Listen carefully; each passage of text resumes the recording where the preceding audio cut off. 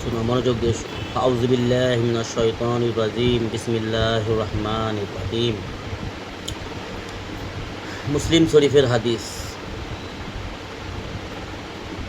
মুসলিম শরীফের মধ্যে আসছে, হযরত আবু হুরায়রা রাদিয়াল্লাহু তাআলা আনহু বলেন, রাসূল পাক সাল্লাল্লাহু আলাইহি ওয়াসাল্লাম আপন চাচা আবু তালেবকে তাহার মৃত্যুর সময় ইরশাদ করিয়াছেন। আবু তালেবের যখন ইন্তেকাল হয় তখন রাসূলুল্লাহ সাল্লাল্লাহু আলাইহি ওয়াসাল্লাম, আবু তালেব রাসূলুল্লাহ সাল্লাল্লাহু আলাইহি ওয়াসাল্লামের চাচা, নিজের সন্তানের মতন ভালোবাসা দিয়ে রাসূলুল্লাহ সাল্লাল্লাহু আলাইহি ওয়াসাল্লামকে মানুষ করেছে। রাসূলুল্লাহ সাল্লাল্লাহু আলাইহি ওয়াসাল্লামের যেহেতু মায়ের গর্ভে 2 মাসের থাকায়, 2 মাস বা 2.5 মাস মায়ের গর্ভে যখন আমাদের নবী সাল্লাল্লাহু আলাইহি ওয়াসাল্লাম ছিলেন, তখন আব্বা আবদুল্লাহকে আল্লাহ দুনিয়া থেকে উঠিয়ে নিয়েছে। সেহেতু আবু তালেব রাসূলুল্লাহ সাল্লাল্লাহু আলাইহি ওয়াসাল্লামের আপন চাচা আলী রাদিয়াল্লাহু তাআলা আনহুর আব্বা আবু তালেব। তো ভাইপো মুহাম্মদ সাল্লাল্লাহু আলাইহি ওয়াসাল্লামকে আপন সন্তানের মতন, নিজের ছেলের মতন কাঁধে করে মানুষ করেছে, অত্যাধিক ভালোবেসেছে। আবু তালেব আমার মুহাম্মদ সাল্লাল্লাহু আলাইহি ওয়াসাল্লামকে, রাসূল সাল্লাল্লাহু আলাইহি ওয়াসাল্লামকে এত মহব্বত করতেন, হয়তো সে মহব্বত আমি আজ পর্যন্ত মুহাম্মদ সাল্লাল্লাহু আলাইহি ওয়াসাল্লামকে করতে পারি।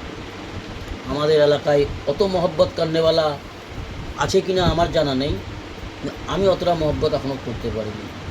কিন্তু পার্থক্য একটাই, পার্থক্য কি, সে মহব্বতটা হচ্ছে আলাদা। সেটা হচ্ছে মৌখিক বা আন্তরিক মহব্বত করতো আবু তালেব রাসূল সাল্লাল্লাহু আলাইহি ওয়াসাল্লামকে ভাইপোর রক্তের রিশতার কারণে, ঠিক আছে।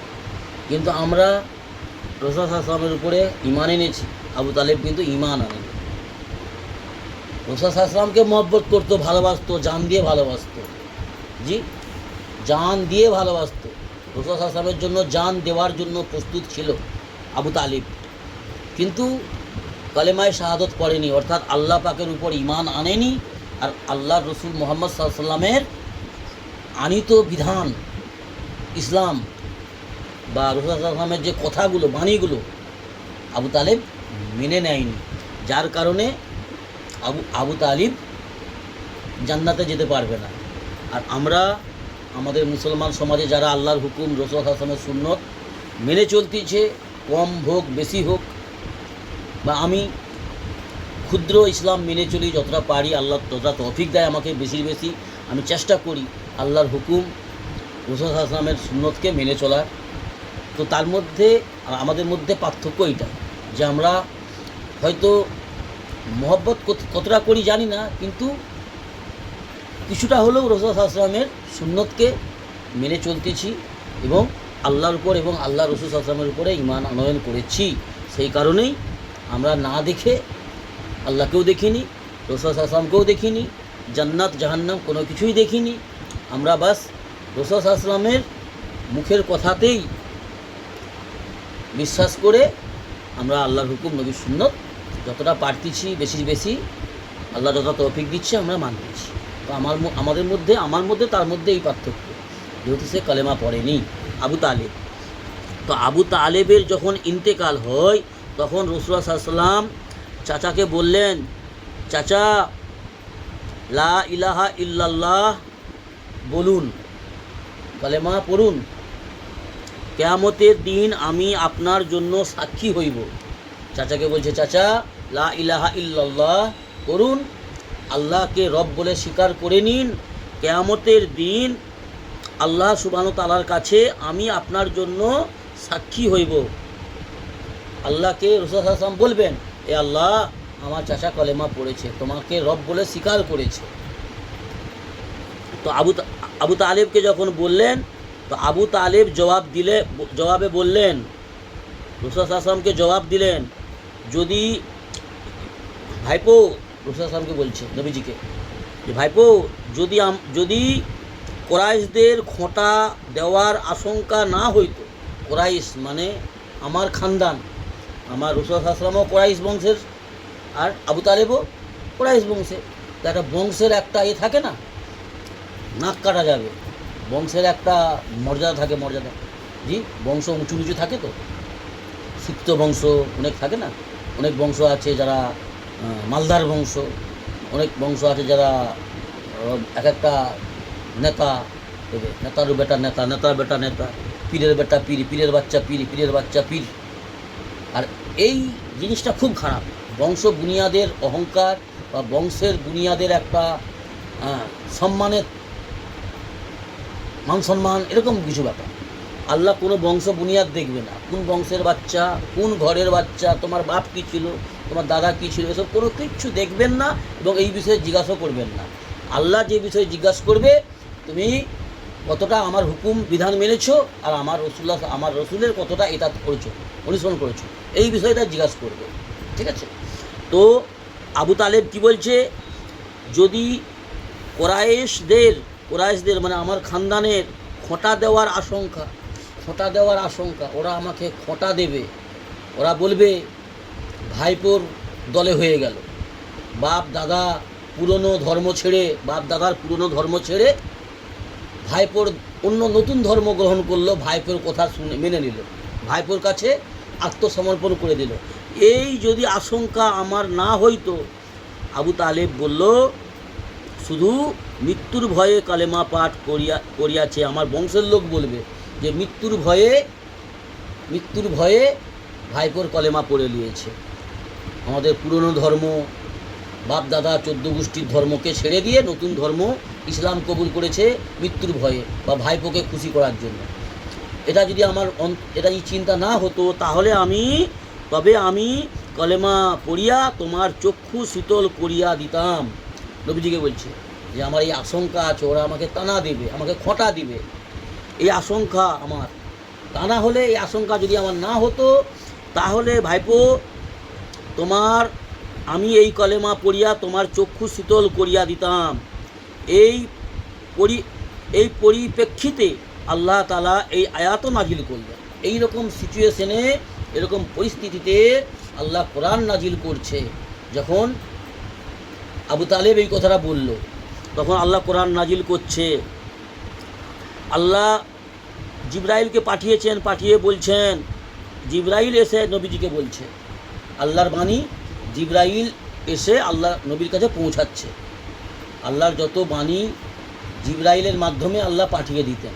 শুধু নামাজ, আল্লাহ রাব্বুল আলামিন স্বয়ং মুহাম্মদ সাল্লাল্লাহু আলাইহি ওয়াসাল্লামকে আল্লাহর আরশে ডেকে কাছাকাছি একদম আল্লাহ দেখছেন মুহাম্মদ সাল্লাল্লাহু আলাইহি ওয়াসাল্লামকে এবং মুহাম্মদ সাল্লাল্লাহু আলাইহি ওয়াসাল্লাম আল্লাহকে দেখছেন। নামাজ শুধুমাত্র আল্লাহ নবী সাল্লাল্লাহু আলাইহি ওয়াসাল্লামকে ডেকে আল্লাহ স্বয়ং নিজ হাতে দিয়েছে, আর বাকি সমস্ত ইসলামের বিধানগুলোকে আল্লাহ রাব্বুল আলামিন ওহির মাধ্যমে, জিবরাইলের মাধ্যমে নবীর কাছে পাঠিয়ে দিয়েছে। তো এই আয়াতটা জিবরাইল আলাইহিস সালাম এসে পৌঁছে দিয়ে গেলেন নবীজির কাছে। আল্লাহ বলছেন, নবীজিকে বলছে, আপনি যাহাকে চাহিবেন হেদায়েত দিতে পারিবেন না। আল্লাহ বলছে মুহাম্মদ সাল্লাল্লাহু আলাইহি ওয়াসাল্লামকে জিবরাইলের মাধ্যমে, আপনি যাকে চাহিবেন তাকে হেদায়েত দিতে পারবেন না, বরং আল্লাহ তাআলা যাহাকে চাইবেন তাহাকেই হেদায়েত দান করিবেন।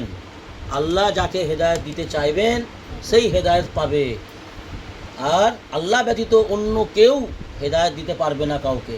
তবে আল্লাহর বিধান কি আছে, যে হেদায়েত তলবগার হবে, যে হেদায়েত তলব করবে, যে ভালো পথে চলতে চাইবে, যে ভালোকে পছন্দ করবে, যে মন্দ থেকে বাঁচতে চাইবে, জি, আল্লাহ তাকে অবশ্যই সাহায্য করবে। আল্লাহ তাকে অবশ্যই ভালো পথে আসার, হকের পথে আসার, হেদায়েত পাওয়ার তৌফিক দিবেন আল্লাহ। আমাকে আগ্রহী হতে হবে, আমাকে তলবগার হতে হবে, আর আমাকে অন্যায় পথ ছাড়ার জন্য চেষ্টা করতে হবে। নোংরা পথ, গুনাহের পথ, শয়তানের পথ ছাড়ার জন্য আমাকে চেষ্টা করতে হবে। তাহলে আল্লাহর সাহায্য অবশ্যই আসবে। কথা বুঝে আসছে? এটা হচ্ছে গুরুত্বপূর্ণ হাদিস, মুসলিম শরীফের হাদিস। আল্লাহ আমাদের বেশি বেশি আল্লাহর কাছে হেদায়েত কামনা করতে হবে। হেদায়েত মানে কি? ভালো জিনিস চাওয়া, জি, ভালো কিছু চাওয়া।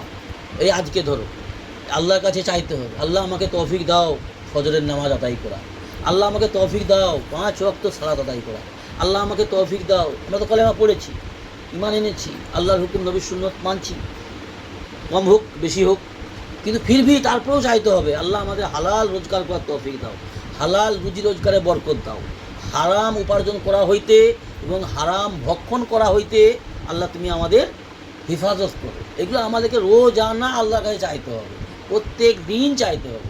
আর আল্লাহর কাছে চাইতে হবে এটা যে আল্লাহ দাজ্জালের ফিতনা থেকে আমাদেরকে হেফাজত করো, গুমরাহির পথ থেকে হেফাজত করো, আর ঈমানের সহিত আমাদের মত দিও। জবান খুলে অন্তর থেকে কলেমা শাহাদত পড়তে পড়তে আল্লাহ তুমি আমার মত দিও।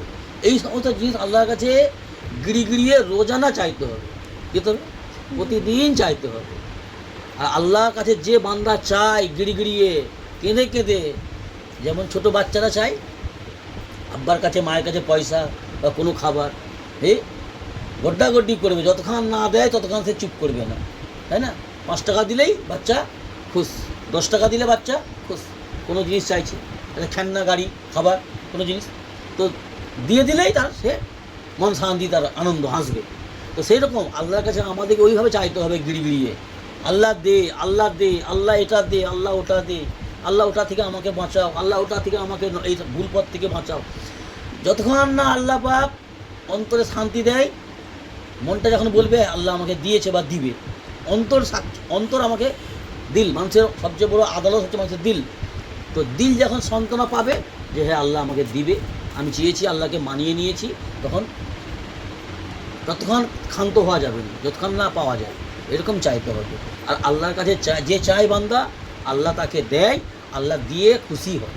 আল্লাহ সেই বান্দাকেই পছন্দ করে যে বান্দি আল্লাহর কাছে গিড়িয়ে চায়। মানে গিড়িয়ে মানে একদম কেঁদে গোড্ডাগড্ডি খেতে হবে, মানে যাকে বলা হয় একদম বাচ্চা হয়ে যেত, বাচ্চাদের মতো কাঁদতে হবে। বাচ্চাই না, আল্লাহ রাব্বুল আলামিন তিনি মালিক, আর আমরা তার মহতাজ গোলাম। সর্বক্ষেত্রে আমরা মহতাজ, সর্বক্ষেত্রে, সর্বদা, সব সময় আমাদের কোনো অস্তিত্ব নেই। যা কিছু আল্লাহরই দেওয়া নেয়ামত, আল্লাহরই দয়া, তাই না? ওই জন্য আল্লাহর কাছে গিড়িয়ে চাইতে হবে। আল্লাহ চাহনেওয়ালা, মাগনেওয়ালাকে আল্লাহ ভালোবাসে, আর মাগনেওয়ালাকে আল্লাহ দেয়, দিয়ে আল্লাহ খুশি হয়, সন্তুষ্ট চিত্তে আল্লাহ দেয়, কিন্তু আমাদেরকে মাগনেওয়ালা হতে হবে। জি, আল্লাহ আমাদের দিন ইসলামের সহি বুঝ দান করুন, দিন ইসলামের উপর কায়েম থাকার তৌফিক দান করুন। আল্লাহুম্মা আমিন।